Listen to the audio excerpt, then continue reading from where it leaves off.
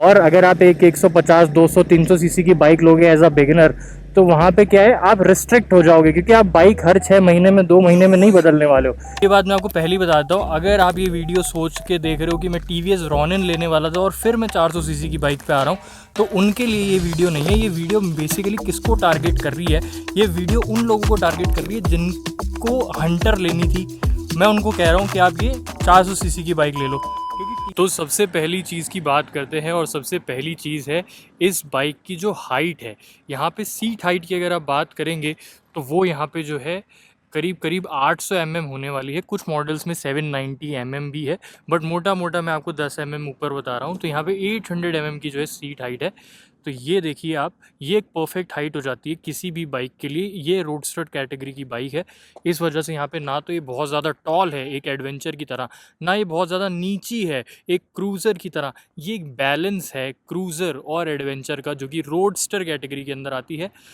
दूसरी चीज़ जो यहाँ पे मेरे को सबसे अच्छी लगती है, वो है यहाँ पे मेरी एक पर्सनल फेवरेट चीज़ जो आपको कोई नहीं बताएगा, और वो है यहाँ पे ये इसका स्विंग आर्म। अब आपको ये जो दिख रहा है, ये एक सिंगल पीस है, ये कोई वेल्डिंग नहीं है। ये एक सिंगल पीस है जो यहाँ से लेके और पूरा घूम के जो है यहाँ तक आता है। ये देखिए, so it's a swing arm. और ये जो स्विंग आर्म है, ये बहुत एक्सपेंसिव बाइक्स के अंदर आता है। ये आपने मोस्टली देखा होगा 600 सीसी बेनेलीज़ के अंदर, ये देखा होगा आपने और एक्सपेंसिव बाइक्स BMWs के अंदर, जहाँ पे 1200 900 सीसी की जो बाइक्स आती है उनमें स्विंग आर्म जो है इस्तेमाल किया जाता है। जो छोटी बाइक्स होती हैं 250 300 सीसी की, उनमें जो है स्विंग आर्म नहीं आता है। किसी भी रॉयल एनफील्ड की बाइक में आज तक भी स्विंग आर्म नहीं आता। वो एक लोहे की वेल्डिंग वाली रॉड होती है जो अभी तक उन बाइक्स के अंदर आती है। अगली चीज़ है इस बाइक का वेट। यहाँ पे आप वेट की बात करेंगे तो 176 किलोज़ का है। थोड़ी सी एक्सेसरीज़ वगैरह भी अगर आप लगा देंगे तो 180 हो जाएगा, 185 हो जाएगा। कोई भी एक्सेसरी किसी भी बाइक की 1-1.5 किलो से ऊपर की नहीं होती। तो मैक्स टू मैक्स अगर आप इसको पूरा लोड भी कर दोगे तो भी ये बाइक 200 किलो से ऊपर की नहीं होगी। वेयर एज अगर आप कोई रॉयल इनफील्ड लेते हो या फिर कोई अदर 350 सीसी बाइक लेते हो, वहाँ पे आप क्या करोगे, पहले ही उस बाइक का वेट बहुत ज़्यादा है। अब क्योंकि अगर आप एक बिगिनर हो तो वहाँ पे आप क्या करोगे, और अगर आपको टूर भी करना है तो वहाँ पे आप लोड करोगे। जैसे मैंने यहाँ पे ये एक एक्सेसरी लगा रखी है, ये स्टैंडर्ड नहीं है, it's an official accessory Triumph की। तो वहाँ पे आप एक्सेसरीज़ वगैरह फिट करोगे तो उस बाइक का वेट और बढ़ जाएगा, और वो अबव 200 किलोज़ चला जाएगा। और जब आप उस पर टूर करोगे, और अगर कोई ऐसी ट्रेन पे आप आ गए, जहाँ पे टेरेन पे आ गए, जहाँ पे थोड़ा उबड़ खूबड़ रास्ता है, जहाँ पे आपको थोड़ी ऑफ रोड करनी है, तो बाइक डिसबैलेंस होकर गिर सकती है और वो आप पे गिरेगी। बाइक को तो जो चोट लगेगी वो लगेगी, आपको ज़्यादा चोट लग सकती है। तो उस केस में हम लोग क्या करेंगे, उस केस के अंदर हम एक ऐसी बाइक प्रेफर करेंगे जिसका वेट थोड़ा कम हो। एक्सेसरी लगाने के बाद 200 किलो के आसपास जो है उसका वेट पहुंच जाए। 180 185 190 तक अगर उसका वेट रहता है तो और भी अच्छी बात है। अब अगली बात यह है, इस बाइक की जो फिट एंड फिनिश है वो मुझे पर्सनली अच्छी लगती है। मुझे ऐसा लगता है कि जो फिट एंड फिनिश इस बाइक के अंदर आती है, वो फिट एंड फिनिश, वो क्वालिटी ऑफ स्टैंडर्ड्स किसी और बाइक के अंदर नहीं आता है। फॉर एग्जांपल, छोटी छोटी चीज़ें कितना बड़ा इम्पैक्ट करती है। आप होंडा बिग विंग के अंदर जाना, और होंडा बिग विंग के अंदर जाके CB 350 या 350 सीसी की कोई भी सीरीज़ की बाइक देखना, और उसके आप जो है ये स्विचेस वगैरह देखना, और फिर आप इसके देखना। मैं नहीं बोल रहा कि इसके अच्छे हैं, मैं बोल रहा हूँ इसके बेस्ट हैं। इससे ऊपर क्वालिटी के स्विच वगैरह नहीं आते हैं। या फिर आप इस पूरी बाइक को देखो, फिट एंड फिनिश ही अगर आपको देखनी है तो, और आप मेरे को बताओ यहाँ पे कितने ज़्यादा एक्सपोज वायर्स आपको दिख रहे हैं कि वायर इधर से जा रहा है उधर से जा रहा है। अब आप इसकी फ़ोटो ले लो और फ़ोटो को साइड बाय साइड कंपेयर करो किसी हंटर 350 से, मीटियोर 350 से, या फॉर एग्जांपल हिमालयन या गोरिल्ला से, तो आपको बहुत ज़्यादा एक्सपोज वायर्स दिखेंगे। फिट एंड फिनिश कैसे जज करी जाती है? फिट एंड फिनिश ऐसे जज करी जाती है, ये वायर है जो जा रहा है, बट ये हिडन है। ये देखो, दूर से आपको देखने में पता भी नहीं लगेगा, ये पूरे वायर्स हैं। अभी तो मेरी बाइक थोड़ी गंदी हो रही है तो आपको थोड़ा और दिख रहा होगा, अगर मैं इसको क्लीन कर दूंगा तो आपको ये एकदम दिखेगा भी नहीं। अब मैं जो आपको बात बता रहा हूँ वो ये है कि यहाँ पे आप इस बाइक को देखिए। वेट की बात हमने कर ली, हमने बात कर ली फिट एंड फिनिश की। जो सबसे इंपॉर्टेंट चीज़ होती है किसी भी बाइक के अंदर, वो होती है उसका सिटिंग पोस्चर। अभी अगर आप किसी बिगिनर बाइक से आ रहे हो, मैं ऐसा अज्यूम करता हूँ जैसे मेरे पास TVS स्पोर्ट थी, तो उसका पोस्चर कैसा था, ऐसा एकदम सीधा अपराइट था। दूसरी चीज़, अभी मैंने दोनों पाँव ऊपर कर रखे थे बट ये बाइक गिरी नहीं, तो इसका सेंटर ऑफ जो वेट है वो भी बहुत अच्छा है। तो यहाँ पे हम सिटिंग पोस्चर की बात कर रहे हैं। अभी तक आप छोटी बाइक्स में ऐसे बैठ रहे थे तो यहाँ पे आपको जो है इशू नहीं था। अब क्योंकि ये रोडस्टर कैटेगरी की बाइक है, क्रूज़र एडवेंचर का मिक्स, जो मीडियम कैटेगरी होती है उसे रोडस्टर कहते हैं। यहाँ पे ना तो आप किसी स्पोर्ट्स बाइक की तरह ऐसे बैठ रहे हैं और ना आप किसी क्रूज़र बाइक की तरह ऐसे बैठ रहे हैं और ना आप किसी एडवेंचर बाइक की तरह इतना ऊपर उठ के बैठ रहे हैं। आप यूं आराम से बैठ रहे हैं। अगर आप थोड़ा सा लीन भी हो रहे हैं तो वो लीनिंग आपको कब काम आएगी? वो लीन आपको तब काम आएगा जब आप हाईवे पे बाइक को लेके जाओगे। और हाईवे पे क्या होता है, ना तो आप एकदम अपराइट बैठ सकते हो, क्योंकि अगर आप अपराइट बैठोगे तो आपका पूरा जो स्ट्रेन है, जो पूरा पेन है, वो आपके टेल बोन वाले एरिया पे आएगा और वो दर्द करेगा। दूसरी चीज़ ये है कि यहाँ पे अगर आप बैठेंगे तो थोड़ा सा अगर आप लीन करेंगे तो यहाँ पे जो वेट आ रहा है वो सीधा हैंडल बार्स वगैरह पे ट्रांसफ़र हो रहा है और वेट डिस्ट्रीब्यूशन अच्छा है। अब तनिष्क आप थोड़ा सा और पास आओ और थोड़ा सा ऊपर करके दिखाओ। अब आप देखिए कि जब मैं इस तरीके से बैठा हूँ तो मेरे को ये जो कॉकपिट है it is clearly visible to me. यहाँ पे अब क्या क्या इन्फॉर्मेशन आ रही है वो बहुत इंपॉर्टेंट है। जो सबसे बेटर चीज़ मेरे को लगी इस बाइक की वो ये है कि यहाँ पे सारी ही इन्फॉर्मेशन मेरे को जो है दिख रही है। मेरे को ऐसा कोई भी ना आँख गड़ा के नहीं देखना पड़ता कि क्या इन्फॉर्मेशन मेरे को देखनी है। यहाँ पे आप देखिए मेरे को टाइम भी जो है इजीली विजिबल है। मैं ट्रैफिक में चलते टाइम आज तक मेरे को याद नहीं मैंने कभी मेरी वॉच में या फिर मेरे स्मार्टफोन में टाइम देखा हो। मैं हमेशा इसमें देख लेता हूँ और इसमें करेक्ट टाइम ही बताता है।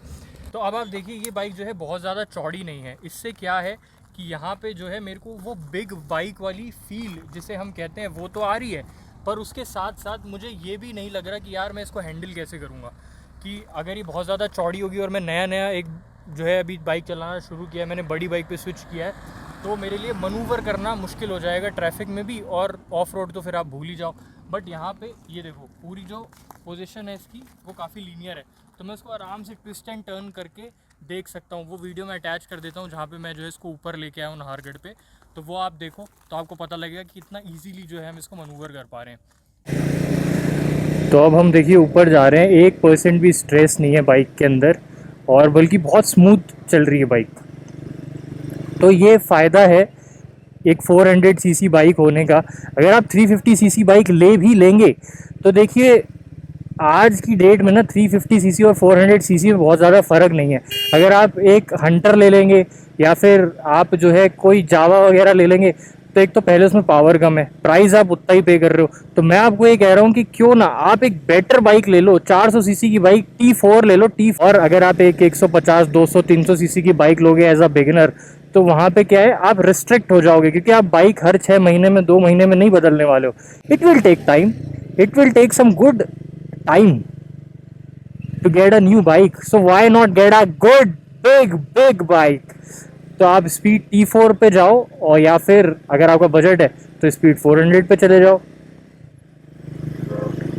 तो इससे क्या होगा ना, इससे ये होगा कि आपको बिग बाइक की फील भी आएगी और यहाँ पे वेट ज़्यादा नहीं लग रहा है, हमको वेट ज़्यादा नहीं है यहाँ पे, ना ही हमको जो है मनूवर करने में दिक्कत आ रही है। मनूवर मैं ऐसे कर रहा हूँ जैसे 150 सीसी की बाइक है, पर पावर मुझे पता है कि नहीं जी 150 सीसी की बाइक नहीं है। पावर तो जी पावर तो हाथी जैसा है। अब कोई भी प्रोडक्ट अगर आप परचेज करते हैं तो मेरा नज़रिया ये है वो प्रोडक्ट का आपको एक्सपीरियंस कैसा मिल रहा है। अब मैं आपको मेरा एक्सपीरियंस बताता हूँ। करीब करीब 1 साल होने वाला है मेरे को इस बाइक को लिए हुए, और मेरा एक्सपीरियंस अभी तक कैसा रहा है। अभी तक ये बाइक जो है 5 बार सर्विस सेंटर गई है, जिसमें से सर्विस इसकी सिर्फ 1 बार हुई है। बाकी किस लिए गई है, कभी मैंने जो है ये एक्सेसरी लगवा ली, कभी मेरा चेन क्लीन करने का खुद मन नहीं किया तो मैंने उनको दे दिया चेन क्लीन करने के लिए, कभी मेरा वॉशिंग का मन नहीं किया तो मैंने उनको दे दिया करने के लिए, कभी मेरे को जो है इसमें थोड़ा बहुत जो है मेंटेनेंस करवाना था, जैसे थोड़ा बहुत मेंटेनेंस आप मान के चलिए कि जैसे इंजन ऑयल टॉपअप है तो वो लोग खुद ही चेक कर लेते हैं। वो बात मैंने उनको कभी बताई भी नहीं है, वो खुद ही चेक करते हैं और इंजन टॉपअप कर देते हैं। तो थोड़ी सी मेंटेनेंस वगैरह के लिए बाइक करीब करीब 5 बार गई है। मेरा जो खर्चा हुआ है इस बीच के अंदर वो खर्चा हुआ है करीब 13,000 के आसपास, जिसमें से साल भर पूरा नहीं हुआ है। इस बाइक की मेंटेनेंस कॉस्ट अगर आप देखेंगे तो वो मेरे को ऐसा लगता है थोड़ी सी हायर साइड पे है।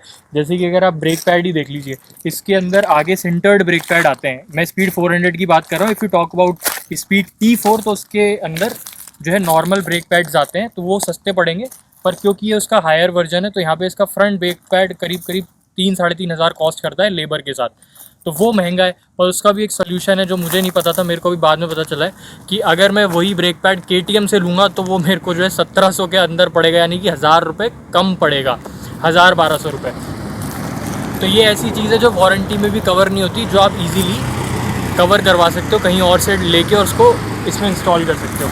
प्लस दूसरी चीज़ क्या होती है, किसी भी बाइक के लिए सेफ्टी बहुत ज़्यादा इंपॉर्टेंट होती है। इस बाइक के सारे ही वेरिएंट्स के अंदर आपको डुअल चैनल ABS देखने को मिलता है, और अगर आप कोई ऐसी बाइक कंसिडर कर रहे हो जिसमें सिंगल चैनल ABS है इन 2026, मेरे को ऐसा लगता है कि वो एक बहुत बड़ी मिस्टेक होगी। पहली तो किसी बाइक में मेरे को लगता नहीं आज के टाइम में सिंगल चैनल ABS आता है इस प्राइस रेंज में। अगर आता भी है तो मैं आपको कहूँगा मत लेना, गेट अ बाइक जिसमें डुअल चैनल ABS हो, सेफ्टी पर्पस से काफ़ी अच्छा होता है। प्लस इसके अंदर ट्रैक्शन कंट्रोल आता है। अगर आप स्पीड T4 लेंगे तो उसमें ट्रैक्शन कंट्रोल स्विचेबल नहीं आता है, यहाँ पे आपको जो है स्विचेबल देखने को मिल जाता है। देखिए ये जो बाइक है 400 सीसी के इंजन के साथ आती है, उसके अंदर भी ये जो इंजन है 16,000 किलोमीटर पे एक बार सर्विस मांगता है, फिर दूसरी सर्विस 16,000 किलोमीटर पे मांगता है, या फिर साल में एक बार मांगता है। इसका मतलब इंजन तो काफ़ी रिलायबल है, इसका मतलब पावर तो बहुत अच्छी आती है, और उस पावर के साथ साथ यहाँ पे जो है डिज़ाइन वगैरह एवरीथिंग इज़ परफेक्ट। अगर आप सोच रहे हैं कोई एक ऐसी बाइक लेने की जो हर जगह अच्छी तरीके से चल जाए, this is the bike for you. 350 CC की कोई बाइक आप लोगे, उसके अंदर जो है 20 PS की पावर आएगी, 27 PS की पावर आएगी जावा वावा अगर आप देखोगे तो। मैं आपको ये कह रहा हूँ उसी प्राइस के अंदर अगर आपको ज़्यादा पावर वाली बाइक मिल रही है, उसी प्राइस के अंदर अगर आपको इतनी बेहतरीन लुकिंग वाली बाइक मिल रही है, तो फिर हम वो क्यों ले रहे हैं? वो ले रहे हैं हम क्लासिक कल्ट के लिए। हमको लगता है कि हमको क्लासिक चीज़ें चाहिए, हमको जो है क्रूज़र बाइक चाहिए, हमको हेरिटेज चाहिए, बट उस हेरिटेज के अंदर पावर नहीं आ रही। उस हेरिटेज को अगर हम ये ऊपर आ रहे थे तो एक हंटर तो मेरे को ऐसा लगता है जैसे संक्रांति पे रेवड़ियाँ बटती है, रेवड़ियाँ रॉयल एनफील्ड ने ऐसे बांटी है रेवड़ी की तरह। एक तो बहुत अफोर्डेबल है वो, सबसे पहली चीज़ तो ये है। दूसरी चीज़ ये है कि रॉयल एनफील्ड का नाम है। तीसरी चीज़ ये है कि यहाँ पे जो है लोग समझते नहीं कि उनको पावर कम मिल रही है और छोटी बाइक मिल रही है, बड़ी कॉम्पैक्ट बाइक है। ऐसा लगता है कि ना किसी ने दबा दिया है क्लासिक 350 को ऐसे करके और हंटर बना दी है। मैं आपको ये कह रहा हूँ ये एक अच्छी साइज़ की बाइक है, माउंटेन पे भी अच्छा परफॉर्म करती है। हंटर वाले जो नीचे से ऊपर आ रहे थे, second gear first gear, second gear first gear, आपने पूरी वीडियो देखी है, आपको पता है कभी फोर्थ गियर कभी फिफ्थ गियर। चलो छठा नहीं लगा, पर छठा तो वैसे भी हाईवे पे लगता है, किसने माउंटेन पे छठा गियर लगाया आज तक। जल्दी से वीडियो को लाइक कर दीजिए अगर अभी तक नहीं किया है। ऑल्सो अगर आप हमारे चैनल पर नए हैं तो प्लीज़ सब्सक्राइब कर दीजिए। हमको जल्दी से जल्दी 1 लाख सब्सक्राइबर्स जो है इस चैनल पे करने हैं, जो कि बहुत इजीली हो जाएंगे हमारी थंडर की ब्लेसिंग से और आपके सब्सक्राइब करने से। तो जल्दी से कर दीजिए ताकि हम एक और बाइक खरीदें। और अगर इस वीडियो पे कितने लाइक आने चाहिए तनिष्क कि हम नई बाइक खरीद लेंगे? 1 मिलियन। एक भाई कुछ ऐसा बोल जो हो जाए। तेरे को क्या स्क्रैम्बलर यूट्यूब के पैसों से खरीदनी है क्या पूरी? और क्या, चैनल के लिए तो लेनी है। तो गाइज अगर आपको चाहिए कि हम स्क्रैम्बलर ले तो जल्दी से लाइक कर दो, जल्दी कर दो। और वीडियो कैसी लगी कमेंट करके ज़रूर बताना। Thank you.